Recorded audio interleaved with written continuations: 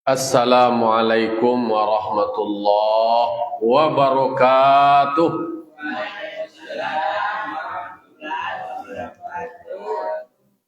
Alhamdulillah, alhamdulillahilladzi hadana lihada wa ma kunna linahtadiya laula an hadanallah.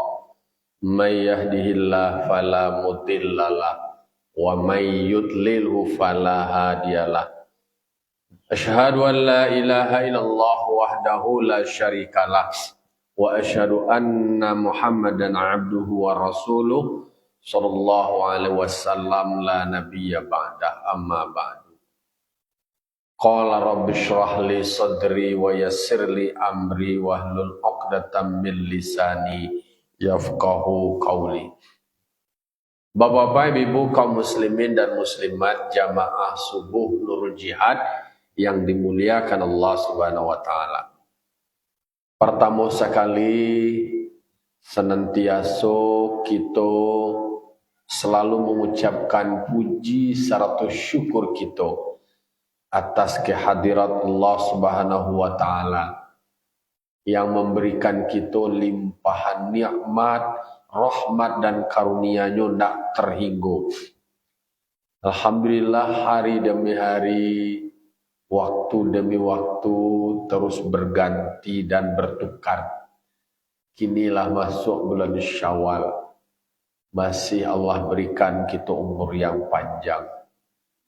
Semoga hasil dan wak tanam sebulan penuh di bulan Ramadan membawa dampak keberlanjutannya, kebiasaannya, tradisi positifnya ke sabalih bulan berikutnya.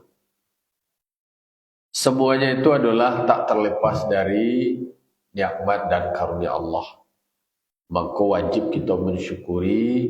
Semoga dengan kita mensyukuri nikmat Allah, Allah tambahkan kepada kita badan yang sehat, lagi kita penggunaannya untuk beribadah, tuntung bertambah sehat awak. Badan awak kuat dipagunakan untuk beribadah, bertambah kuat awak.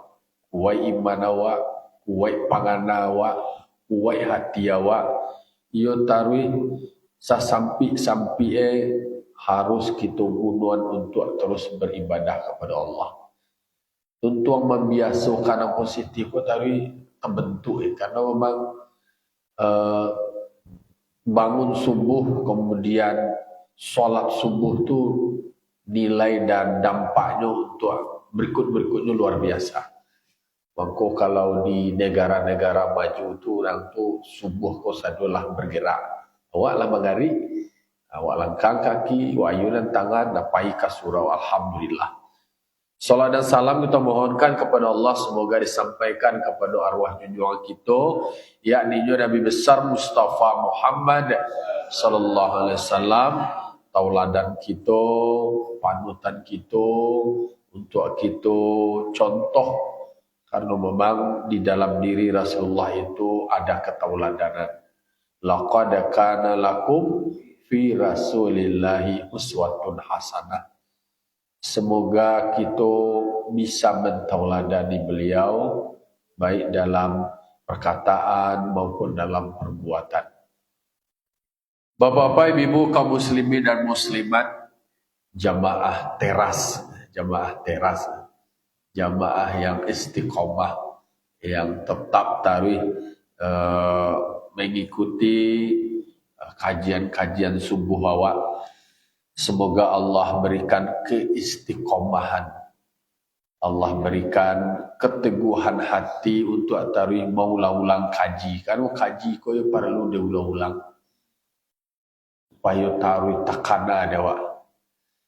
Ini surah Al-Maidah ayat 80. A'udzubillahi minasyaitonirrajim. Bismillahirrahmanirrahim. Tara katsiran minhum yatawallawna alladhina kafaru labi'sa ma qaddamat lahum anfusuhum an sakhitallahu alaihim wa fil adzabi hum khalidun. Shadaqallahul azim. Jadi di dalam surah Al-Maidah ayat 80. Jadi kan surah Al-Maidah sebelumnya lah ditemukan cerita Al-Maidah di dalam surah Al-Maidah, yaitunya hidangan yang Allah turunkan kepada umat Nabi Isa. Jadi mereka kemudian dilaknat dari Bani Israel itu. Kalau untuk Nabi Daud dek karena karingkang dilarang menangkuk lawak hari Sabtu, tangkuknya lawak baru menjadi baru karo. Sementara umat dari Isa putra Maryam dari kalangan Bani Israel berubahlah rupanya menjadi bedua. Kanolah diminta makanan hidangan lah diturunan 7 roti 7 lawak dipupuh kasadoi. Minta taruh merubah peraturan kau tadi untuk berikutnya diprioritaskan kepada kalangan fakir miskin lain. Oh, tak nabuh jadi orang kalau merasa dirugikan, lah merasa nyaman, ada peraturan baru, merasa terusiknya malawan. Orang yang keringkang itulah yang berubah kemudian menjadi bedua itu tadi. Kini di ayat 80 Allah mengatakan taro katsiran minhum. Taro itu engkau melihat Muhammad.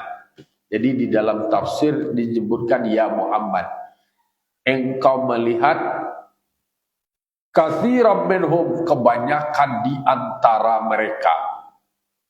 Di antara mereka adalah orang ahli Makkah, kafir Makkah, musyrik Makkah. Kebanyakan di antara mereka yatawallawna alladzina kafaru. Mereka saling tolong menolong, saling bekerja sama, saling berteman setia, saling mewalikan di antara orang yang kafir. Mereka berkompromi, mereka berkolaborasi. Ternyata bukan ada kesamaan ideologi, bukan kesamaan paham, tetapi satu kepentingan karena benci kepada Nabi Muhammad. Jadi di antara orang kafir Makkah, orang musyrik Makkah itu tadi, dek karenanya benci kepada Nabi Muhammad, dia cari lo kawan sama-sama nak benci kepada Nabi Muhammad. Aku ciptuai. Jadi siapa ternyata nak benci lo kan Nabi Muhammad, siapa adalah orang kafir. Baik dari kalangan Yahudi maupun Nasrani nama kafirnya kok. Dan merasa terusik dengan ajaran yang dibawa oleh Nabi Muhammad. Itulah realitas yang perlu awak pahami kok. Contohnya ada si A nak suku Jawa. Ia beko akan mencari lo walaupun pada satu sisi, pada satu ketiganya berbeda lo dia lain, tapi kini kepentingannya sama-sama untuk menghancurkan Nabi Muhammad, ia bekerja sama.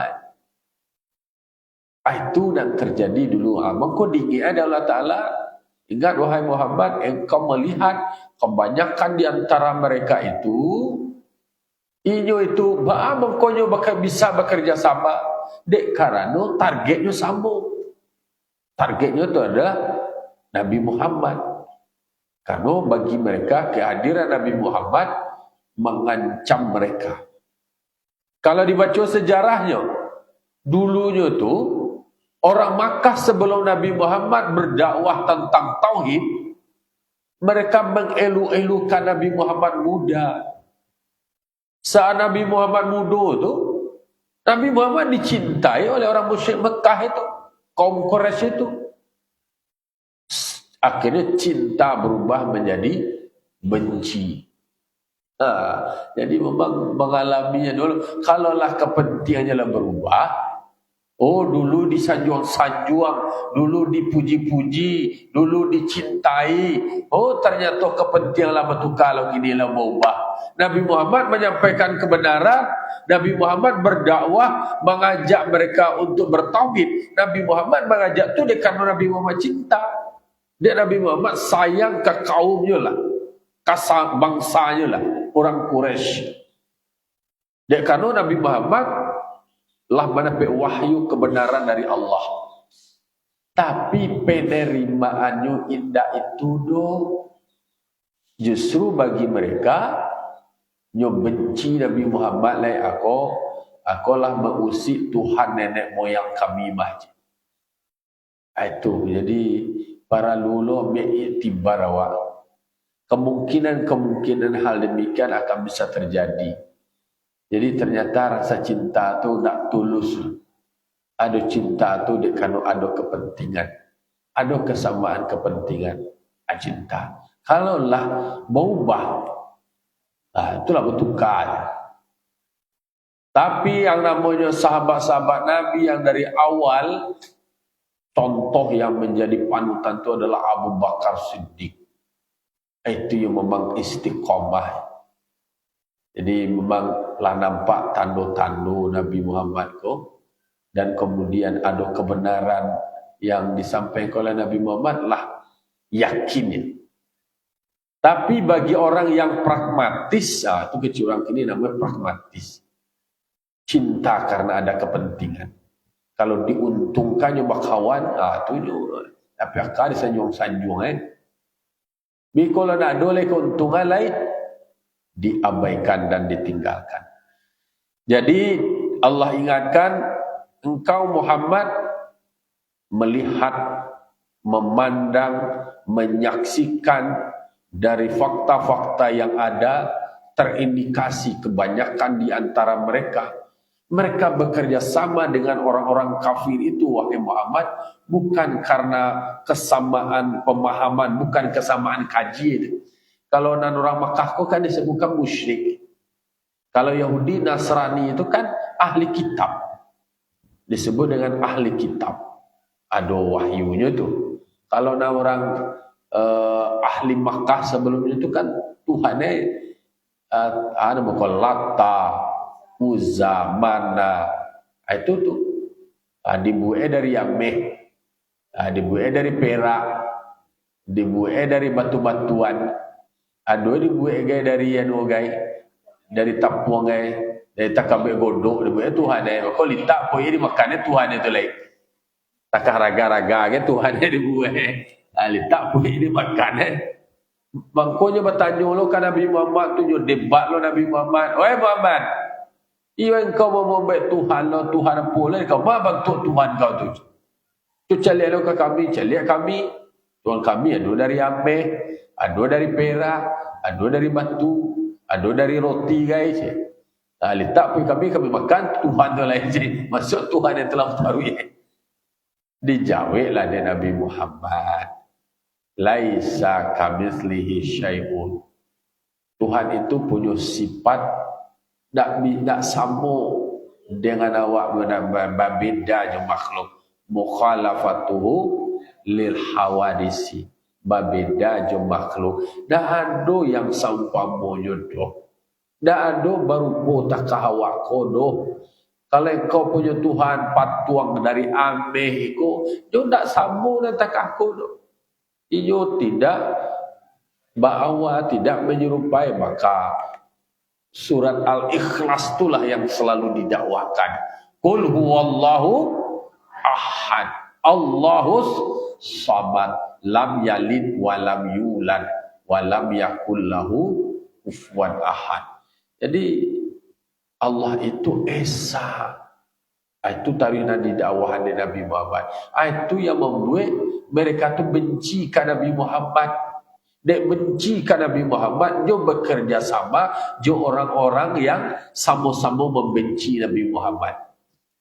Kata-kata tu siajolah dah benci je Nabi Muhammad dan sesuai je ajaran Nabi Muhammad bekerja sama berkolaborasi itu je tu.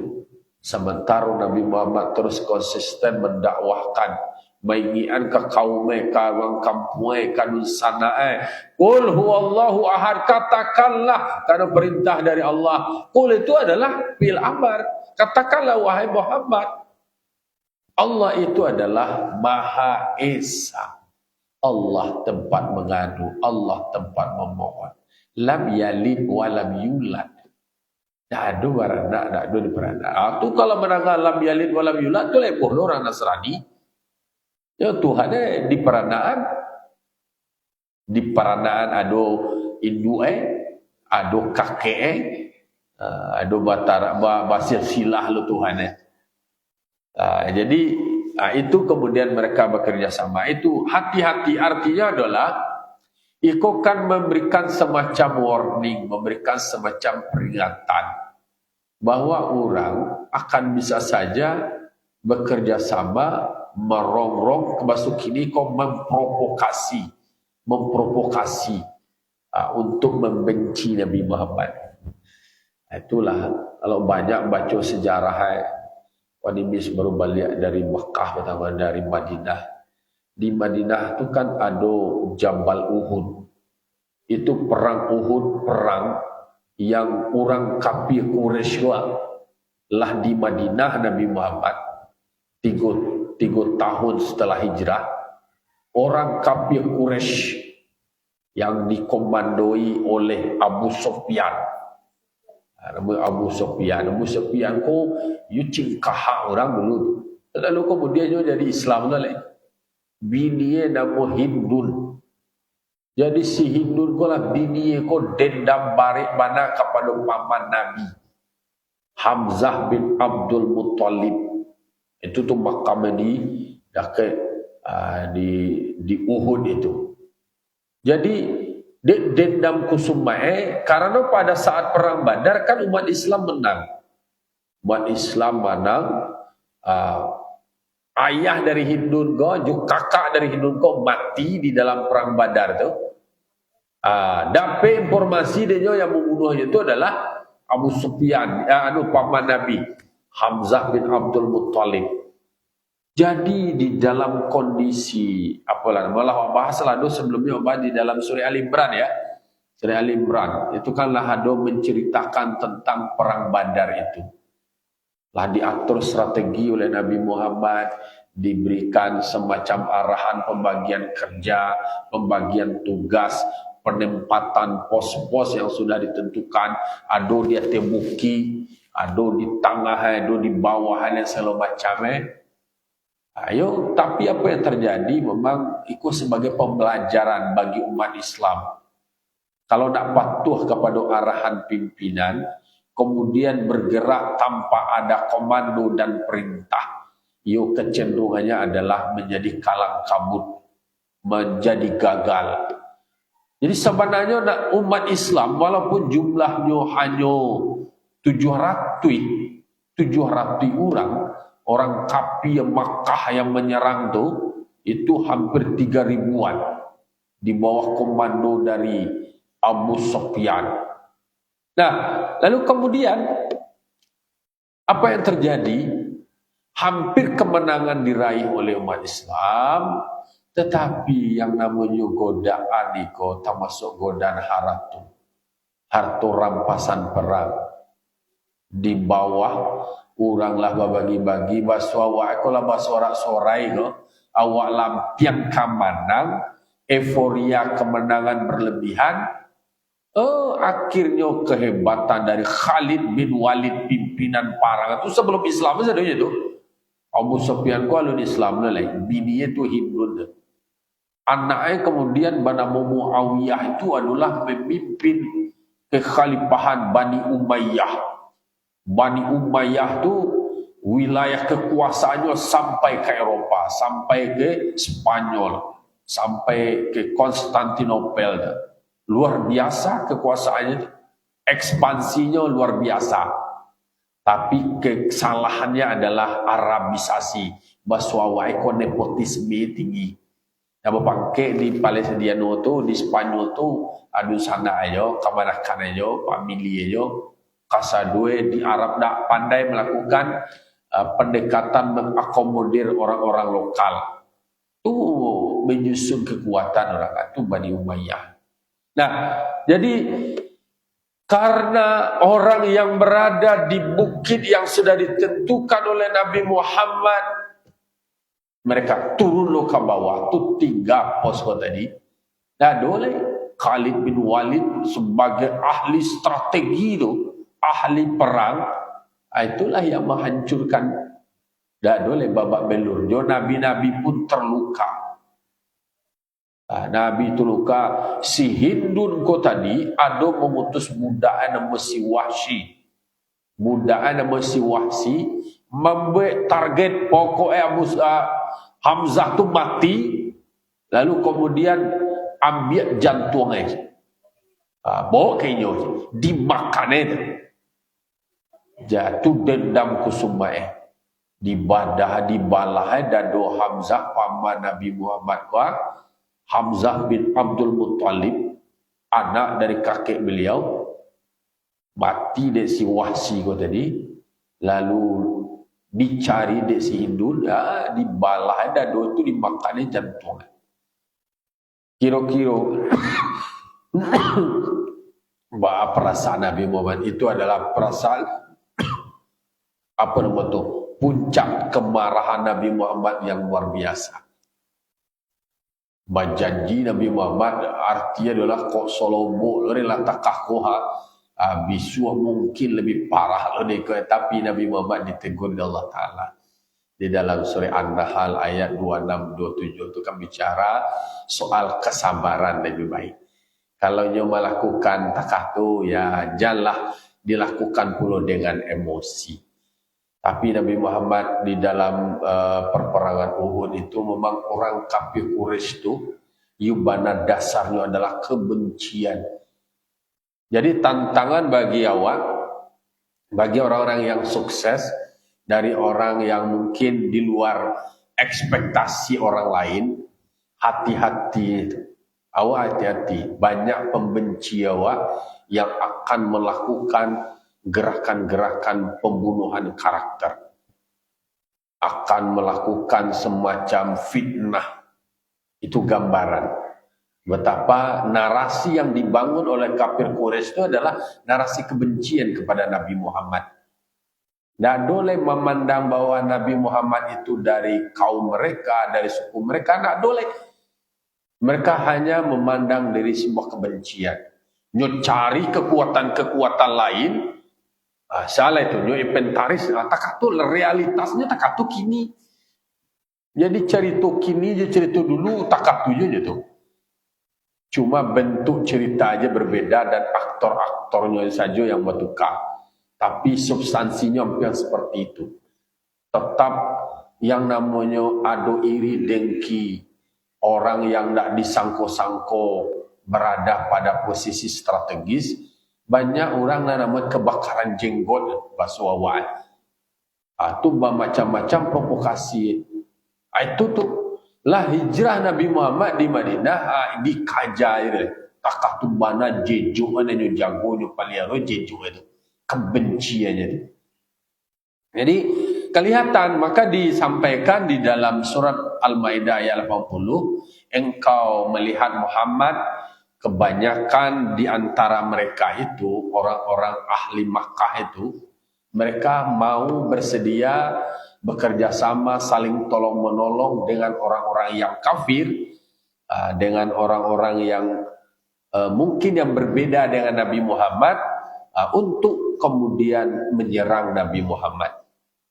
Labi sama qaddamat lahum anfusuhum.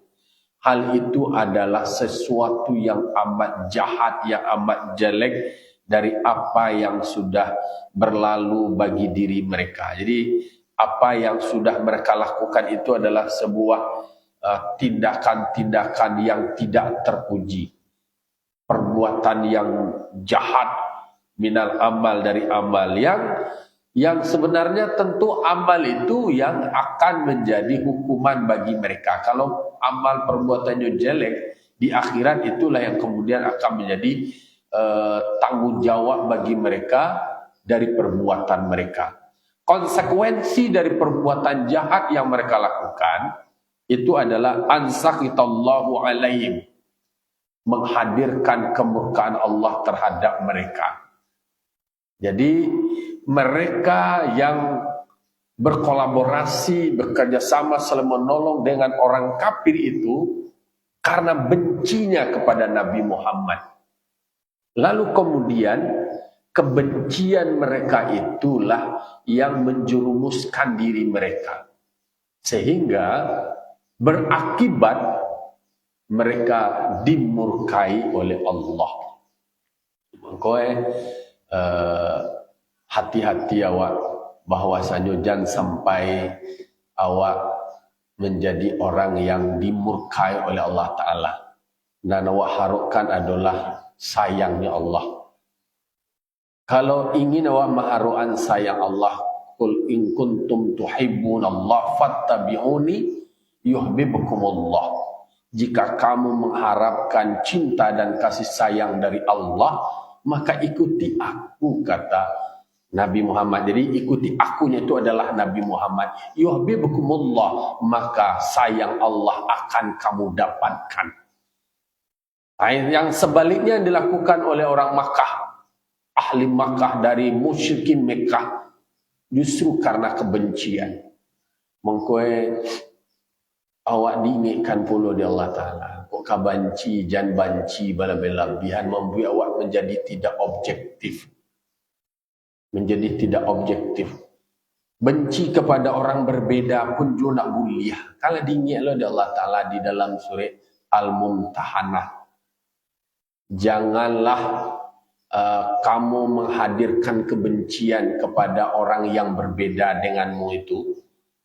Kalau ada orang-orang yang berbeda dengan awak, di antara mereka adalah orang yang kafir contohnya, sepanjang mereka tidak memerangimu, memerangi agamamu, dan tidak mengusirmu dari kampung halamanmu, maka Allah tidak melarangmu untuk berbuat baik terhadap mereka dan berlaku adil terhadap mereka.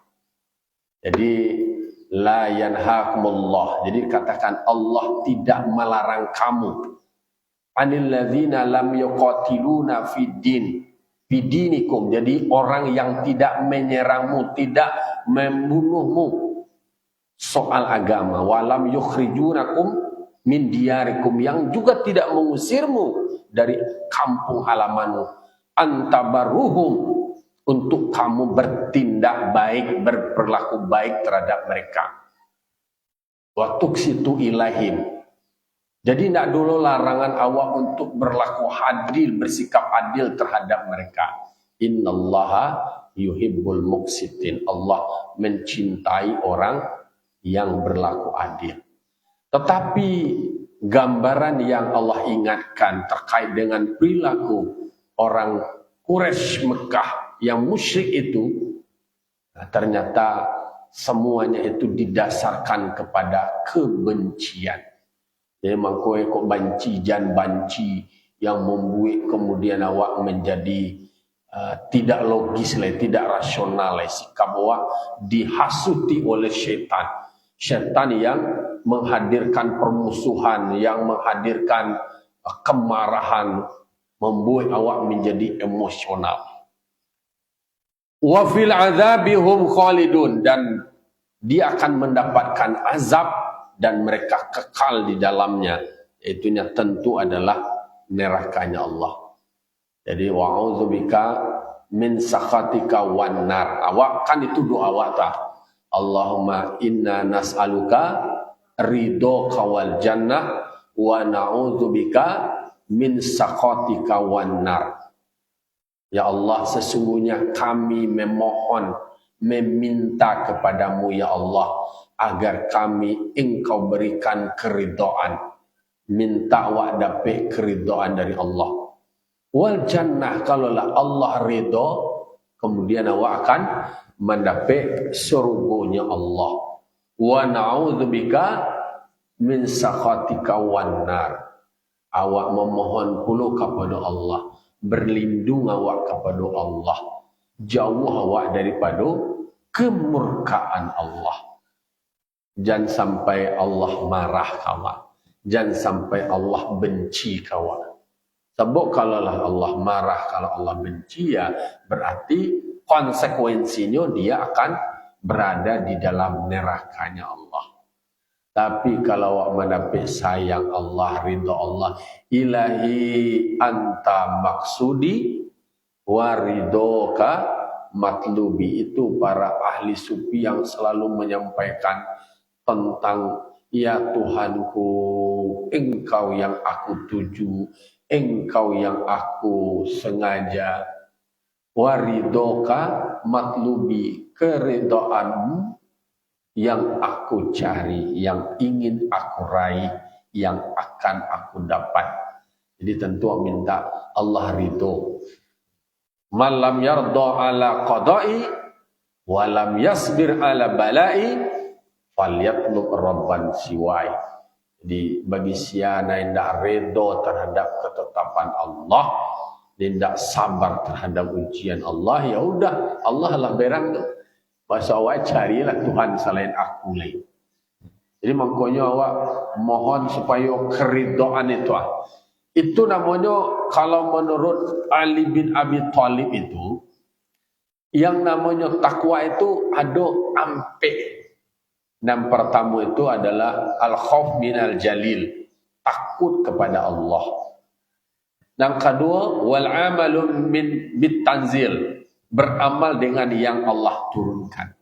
Yang ketiganya itu adalah waridho bil qalil.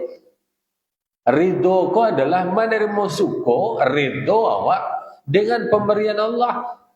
Bil qalil itu yang sedikit tapi cukup. Nah, itu banyak benda tapi dah cukup aku noi. Kecil awak banyak, kan banyak tu fakta ini. Ade gaji awak lah banyak dah tapi kurang aja. Ketika awak dapat penghasilan seketek ke curang tapi cukup. Mana nak seketek cukup banyak tapi kurang. Sengenek cukup Allah terpenuhi sedang. Tapi yo kalau banyak lo panganai. Aku kan soal apalah nama soal membangun rasa syukur. Jadi rasa syukur itulah yang membentuk orang menerima dengan pemberian Allah. Wal isti'dalu li yaumir rahil, mempersiapkan diri untuk masa depan yang lebih baik. Jadi makanya Allah katakan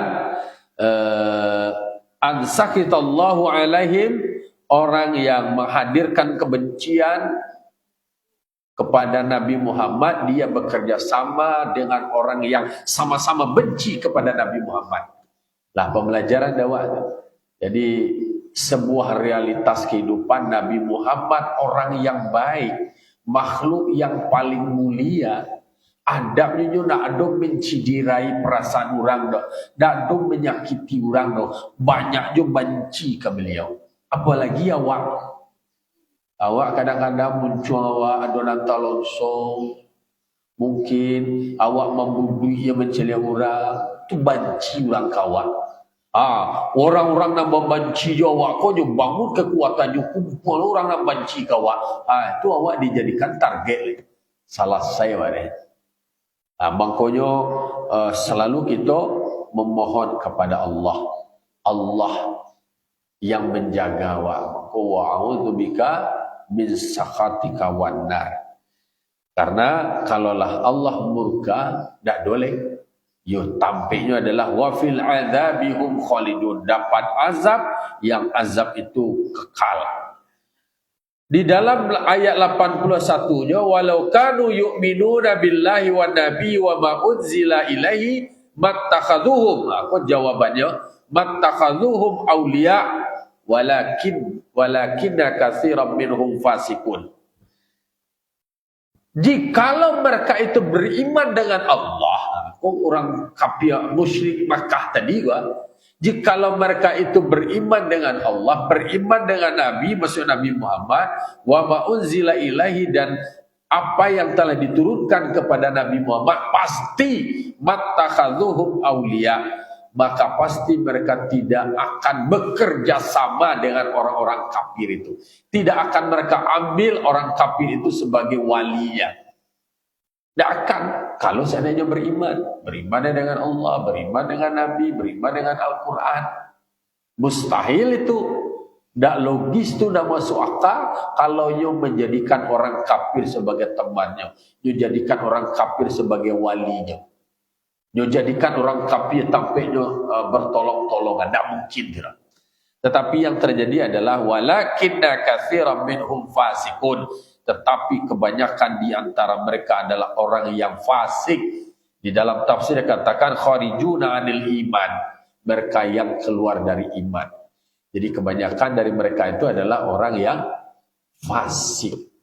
Jadi ada jawaban bahwa logika orang bekerja sama dengan orang kafir itu karena memang soal iman mereka. Kalau seandainya mereka itu beriman dengan Allah, beriman dengan Nabi, beriman dengan Al-Quran sebagai kitab suci yang Allah turunkan kepada Nabi Muhammad, mattakhadhuhum awliya. Maka dia tidak akan menjadikan orang kafir itu sebagai walinya atau sebagai temannya, sebagai mitranya untuk dia berkolaborasi untuk menghancurkan Nabi Muhammad. Menghancurkan orang kampungnya sendiri, menghancurkan keluarga mereka sendiri, yang kaum mereka sendiri. Tapi karena benci terhadap Nabi Muhammad, awalnya tapi lah dibaca, awalnya orang kafir Quraisy itu sayang ke Nabi Muhammad, cinta ke Nabi Muhammad, hormat ke Nabi Muhammad. Ketika masih muda, Nabi Muhammad lah bisa berperan menyelesaikan masalah-masalah internal mereka. Lah disanjung-sanjung Nabi Muhammad. Tetapi ketika Nabi Muhammad lah menyampaikan kebenaran yang disampaikan oleh Nabi Muhammad berbeda dengan kepentingan mereka, berbeda dengan hawa nafsu mereka, disitulah muncul kebencian kolai. Dia nak syukur lai. Aku lah musi awak lah kau gadang ke gadang-gadang lo kau awak lo kata gaduh kau tak gaduh lo pangke awak nego. Sebelumnya awak dan dihormati diorang kini hadir lo sosok Nabi Muhammad merasa terancam, merasa terusik. Akhirnya yang ditanamkan itu adalah kebencian. Kebencian dibuat, dikonstruksi, dirancang, dibuatlah narasinya sehingga yang lain-lain pun terprovokasi. Akhirnya membenci Nabi Muhammad. Maka dijelaskan, kalau orang benar beriman secara objektif, mencaliannya secara tulus, maka tidak mungkin mereka bekerja sama dengan orang-orang kafir itu. Itu kunci. Maka dengan beriman kepada Allah, beriman kepada Nabi, beriman kepada kitab suci, membuat awak mencaliak kebenaran itu dengan cara benar. Tak boleh mempertimbangkan hawa nafsu, tak boleh mempertimbangkan kepentingan, tapi semata-mata mengikuti apa yang diperintahkan Allah di dalam Al-Quran. Sebagai renungan bagi awak, luar biasa pembelajaran yang selalu Allah ingatkan di dalam Al-Quran, memberikan semacam informasi, memberikan semacam pengetahuan, menceritakan kabar-kabar peristiwa masa lampau. Dan itu pun terjadi teori pengulangan di dalam kehidupan. Praktek-prakteknya akan tetap relevan dengan semua waktu. Tinggal ada semacam proses penyadaran dan pemahaman secara kontekstual dengan kondisi kekinian. Fa'tabiru ya ulil absar la'allakum turhamun. Wallahu muwaffiq ila aqwamit thoriq. Wassalamualaikum warahmatullahi wabarakatuh.